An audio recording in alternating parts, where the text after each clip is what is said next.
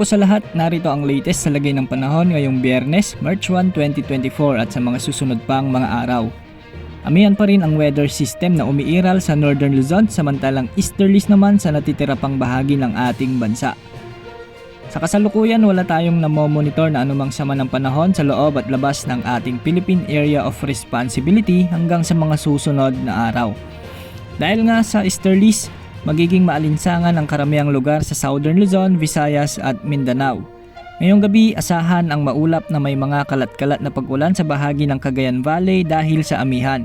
Magiging bahagyang maulap hanggang sa maulap na kalangitan naman na may mga tsansa na mga isolated rains ang mararanasang panahon sa bahagi ng Ilocos Region, Cordillera Region at Aurora dahil pa rin ito sa epekto ng amihan.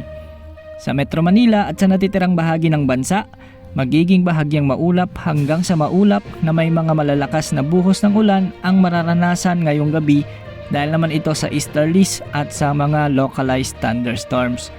Posible ang mga biglang pagbaha at pagguho ng lupa kaya pinag-iingat natin ang ating mga kababayan na maging alerto sa bawat oras. Sa Mindanao may mga mahina na minsay malalakas na buhos ng ulan naman sa bahagi ng Cotabato, General Santos at Davao Region dahil pa rin sa trough ng LPA na nasa labas ng ating bansa.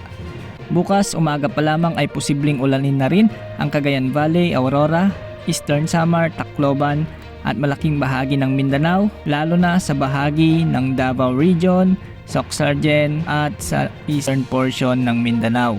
Wala namang nakataas na gale warning sa lahat ng karagatang sakop ng ating bansa kaya malayong makakapamalaot ang mga kababayan nating mangingisda sa ating mga karagatan. Yan po ang update sa lagay ng ating panahon ngayong gabi.